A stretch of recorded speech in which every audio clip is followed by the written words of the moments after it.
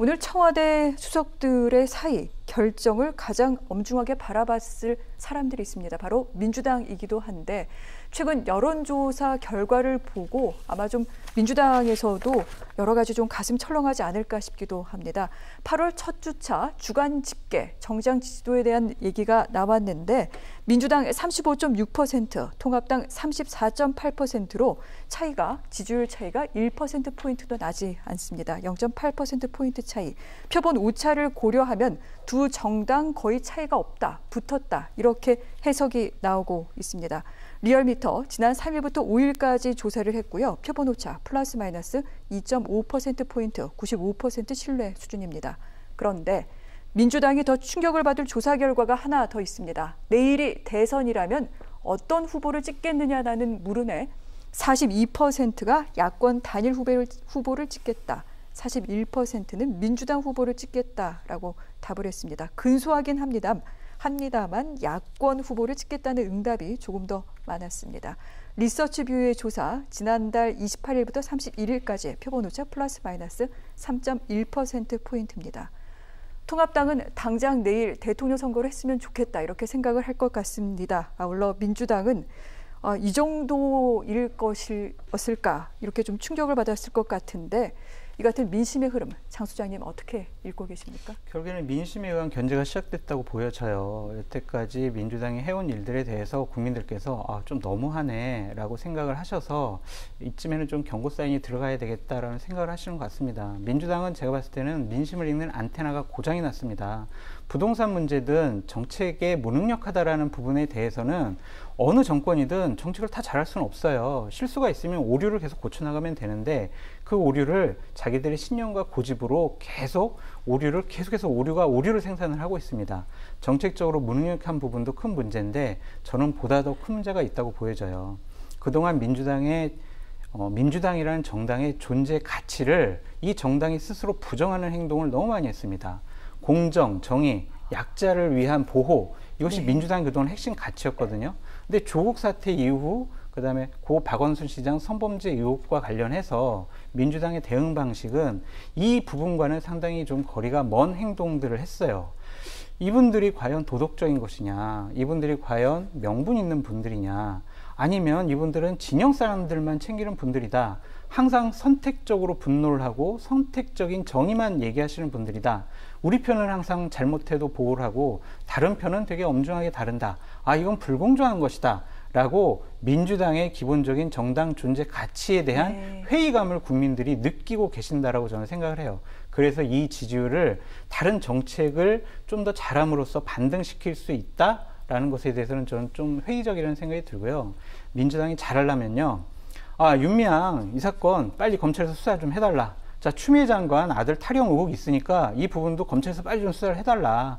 박원순 시장 성범죄 의혹도 빨리 검찰에서 수사해달라라고 집권당이 먼저 적극적으로 본인들을 향한 여러 가지 부정부패에 대해서 손떨기를 하는 게 먼저 맞습니다. 그 부분을 좀 적극적으로 본인들이 해결해 나가는 모습을 보여야 민심이 되돌아올 것이다 라고 말씀드립니다.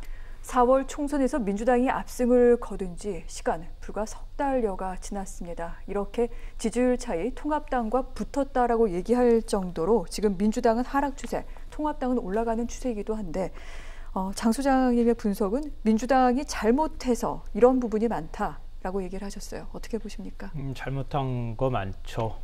잘못을 저질렀을 경우에 그 잘못을 바로잡는 노력을 하지 않는 것이 더 큰 잘못이다. 이런 얘기를 하고 싶은데요. 그래서 청와대 수석들이 일괄사표로 낸 것은 굉장히 적절한 타이밍에서 책임지는 모습을 보인 것이다 이렇게 생각을 합니다. 말씀하신 것처럼 민주당의 민심을 읽는 안테나가 망가진 것 아니냐 이렇게 얘기하셨는데요. 그것도 또한 민주당이 뼈아프게 받아들여야 될 대목이라고 생각하는데요. 다만 이제 이런 겁니다. 여론을 어떻게 우리가 해석하느냐에 따라서 때로는 오독하기도 하고 때로는 정확하게 해석도 하는데요. 오독할 우려가 굉장히 많습니다. 지지율이 단순히 떨어진다고 해서 떨어지니까 우리가 뭔가 다 잘못한 것 같이 이렇게 인식해서 바꿔야 되겠다고만 생각한다고 바꿔지는 것도 아니고요. 지금 이른바 인국공 사태부터 인천국제공항공사 사태부터 시작해서 박원순 전 시장과 관련되어 있는 문제 여러 가지 악재들이 계속 터져왔어요. 터져왔는데 사람들마다 세대별로도 그렇고 사람들마다 이해하는 게 다 많이 달랐어요. 그러니까 인국공 사태의 경우에도 큰 방향은 맞는데, 그러니까 비정규직을 정규직화하고 지금 고용 유연화가 너무 많이 돼 있고 비정규직이 너무 많고 그걸 소수의 정규직이 전부 빼앗아가는 이런 구도는 어떻게 해서든 바꿔야 하는데 왜 그러면 20대 젊은 층 분노했을까? 이 부분에 대해서 디테일하게 들여다봐야 한다는 거예요. 네. 그러니까 그게 위로가 필요했던 것인지 아니면 구체적으로 방향이 잘못됐던 것인지 아니면 표현에 있어서 뭔가를 발표하고 공개하는 과정에서 잘못했던 것인지 이런 것들을 세부적으로 분석해내는 게 바로 정치인들이 가져야 할 안테나다 이렇게 생각하고요. 박원순 전 서울시장의 문제도 마찬가지예요. 저도 아마 민심과 좀 다른 방향의 것들을 생각하고 있다고 생각해요. 근데 냉정하게 생각하면 많은 부분이 또 달라요, 실제로. 다르지만 왜 많은 국민들은 거기에 대해서 굉장히 민감한 반응을 보일까?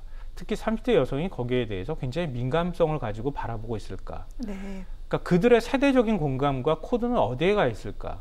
이런 것들을 민주당이 지금 저는 봐야 한다고 생각해요. 한 가지만 더 말씀드리면 잘못할 용기도 저는 필요하다고 생각해요. 일을 안 하면 잘못도 안 해요. 일을 해야 잘못도 하는 거예요. 그러면 부동산 문제에 있어서는요. 저는 일을 해가는 잘못은 필요하다고 생각해요. 지금까지 한국의 부동산이 투기판이 돼버렸고 거기에서 많은 사람들이 네. 낙오하는 사람들이 생겨나고 거기에 안 따라가면은 자산을 늘려갈 방법이 없고 양극화는 계속 진행돼 가고 있고 그 복잡한 사람들의 감정과 이런 것들이 다 뒤엉켜 있어요. 한국 부동산 시장은. 그걸 어떻게 근본적으로 수술하고 바꿀 것인가. 이거는 일을 치는 거예요. 일을 치는 과정에서 잘못을 저질렀다고 질타하는 그런 질타는 전 받아도 된다고 생각해요. 그러니까 그 과정에서 네. 많은 분들이 불편함을 느낄 때 나중에 시장이 정말 바뀌어가는 모습으로 증명해 볼 필요가 있다. 그런 잘못은 저는 해도 된다고 생각합니다. 그러면 아무래도 연관되는 질문이 될 것도 같습니다. 앞으로 민주당과 통합당은 각각 위기와 또 기회이기도 한데 어떤 방향을 좀 설정하는 게 좋을까요? 먼저 평론가님. 그렇다면 지금의 입법이라던가 뭐 개혁안 등등을 계속해서 밀어붙여야 된다. 그럼에도 불구하고 이렇게 생각하십니까? 밀어붙인다고 하는 표현은 좀 그렇고요. 아무래도 그 국민들 보시기에 네. 민주당이 단독으로 법안 처리하거나 이런 모습들이 좋아 보였을 거라고 생각하지는 않아요. 그러니까 정치권은 기대하는 거는 정치가 잘 화합해서 분위기 좋게 법안 네. 통과시키는 거잖아요. 그리고 절차상으로 보면 표결까지 가고 그러니까 토론하는 모습을 국민들은 지켜보고 싶어 했기 때문에 민주당이 이렇게 독주하는 듯한 모습 자체에 대한 거부감은 전 당연히 있을 거라고 봐요. 그것도 책임 또한 민주당이 져야 할 몫이라고 저는 생각합니다. 앞으로 개혁과 관련되어 있는 법안에 있어서 민주당이 지금처럼 뭔가 이렇게 저돌적으로 돌파하는 모습을 보여야 할 필요도 있을 거고요. 그렇지 않은 것에 있어서는 네. 양보하는 모습도 좀 필요하다고 생각합니다. 그러니까 그것에 있어서 국민 여론을 어떻게 어루만져 가면서 할 것인지 얼마나 공감대를 만드는 노력을 할 것인지 네. 그 과정이 대단히 중요하다는 겁니다. 그러니까 그런 여론들을 만드는 과정을 만약에 생략한 채 계속 이런 방식으로 법안을 통과하면 뭐 대한민국에서 야당은 사실은 뭔가 주도하긴 되게 어렵잖아요. 그러니까 반사이익을 야당이 네. 다 가져가는 현상들이 계속 끊임없이 나타날 거라고 생각합니다. 알겠습니다. 통합당 아무것도 안 하다가 이렇게 이익을 얻었다 이렇게 애둘러서 비판하신 것 같은데 계속 이렇게 갈까요?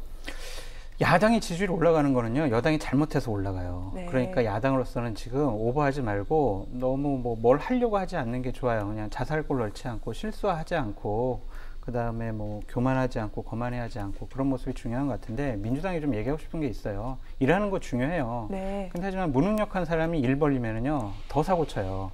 그러니까 모든 정책과 법률에는 다 오류가 있어요. 그 오류를 우리는 생각을 못 해요. 그러니까 우리가 오르니까 부동산 시장 급박하니까 한 일주일 만에 모든 법안 다 통과시켜. 이거는 옳지 못한 태도예요. 그런 태도는 교만하고 거만한 모습이라서 국민들이 싫어합니다. 최소한 하루나 이틀이라도 아니면 정말 며칠이라도 야당과 머리 맞대서 오류와 부작용을 최소화하는 그런 협치의 모습을 보여줬으면 네. 민심이 이렇게 하방 추세로 가지 않았을 텐데 너무 우리가 옳다라는 자기 도구마에 빠져 있는 것 같아요. 그러니까 앞으로는 야당의 얘기도 좀 귀 기울여 들어주고 야당과 여러 가지 논의하는 모습 보여줘서 집권 여당다운 그런 국정 운영에 무한 책임을 갖는 그런 모습을 좀 보여달라고 건의드리고 싶습니다. 네.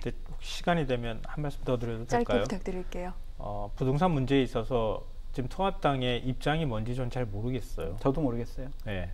그러니까 반발하고 뭔가 잘못한 것 같고 우리랑 얘기 안 했다고 이렇게 얘기는 하고 있지만 도대체 통합당의 입장은 뭡니까? 그냥 막 주택 갖다가 공급하면 그게 최선이라고 생각하는 것인지 지금 세입자 살고 있는 좀 어려운 국민들을 생각을 하고 있는 것인지 아닌지가 헷갈리는 경우가 굉장히 많습니다. 그러니까 통합당의 입장을 좀 정확하게 정리할 필요가 저는 있다고 보고요. 말씀이에요. 그런 입장을 정리한 것을 놓고 서로 간에 정책 대결을 펼치는 거잖아요. 정치는.